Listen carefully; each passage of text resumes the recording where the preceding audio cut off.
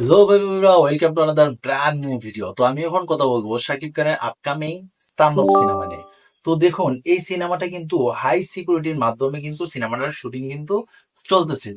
কিন্তু আজকে 2 দিন যাবতই ফেসবুকে কিন্তু সেই শুটিং এর কিছু ফুটেজ অলরেডি ভাইরাল হয়ে গেছে।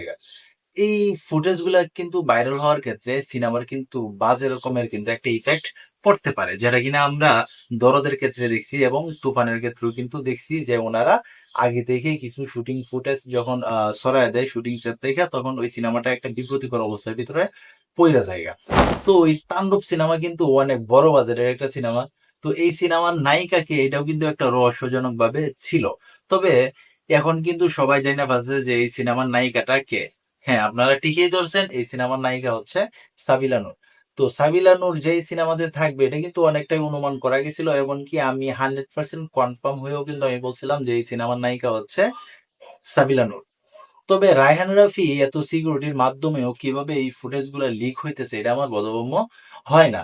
তবে যেহেতু সিনেমার ফুটেজ গুলা অলরেডি লিক হয়ে গেছে এবং শাকিব খানের তাণ্ডব সিনেমার লুকটাও কিন্তু রিভিল হয়ে গেছে গা, তো এখন দেখা যায় এই সিনেমাটার উপরে কোনো বাজে কোনো ইফেক্ট পড়ে কিনা। তো আপনারা কিন্তু জানেন এই সিনেমার প্রযোজক হচ্ছে চরকি এবং আলফা আই। তো অনেক বড় 2টা প্রতিষ্ঠান কিন্তু এটার সাথে জড়িত আছে। তো এখন দেখা যাক এটা কেউ সূত্রতামগিরি এরকম করে এরকম ভিডিও গুলা লিক করছে, নাকি শুটিং সেট থেকেই ওনারাই এই ফুটেজ গুলা লিক করছে যাতে সাধারণ মানুষে এগুলা বিষয় নিয়ে কোনো আলোচনা করতে পারে। তো এখানে আরেকটা জিনিস চিন্তা, সেটা হচ্ছে এই সিনেমাতে ভিলেন হিসাবে কে আছে। তো এটাই কিন্তু এখন বড় চমক হিসাবে রয়ে গেছে, যেহেতু নায়িকার ক্যারেক্টারটাও প্রকাশ হয়ে গেছে যে নায়িকা হিসাবে এখানে সাবিলা নূর আছে। তো এখন দেখার অপেক্ষা যে এখানে ভিলেন হিসাবে কে থাকতে পারে। তো তোমরা যারা সাকিবেন আছো, তোমাদের কার কি মতামত অবশ্যই তোমরা কমেন্ট বক্সে জানাতে পারো। তো এই ছিল এখন মতো ভিডিও। তো সবাই ভালো থাকবা, সুস্থ থাকবা, কাছের মানুষটা ভালো রাখবা। ধন্যবাদ সবাইকে। আল্লাহ হাফেজ।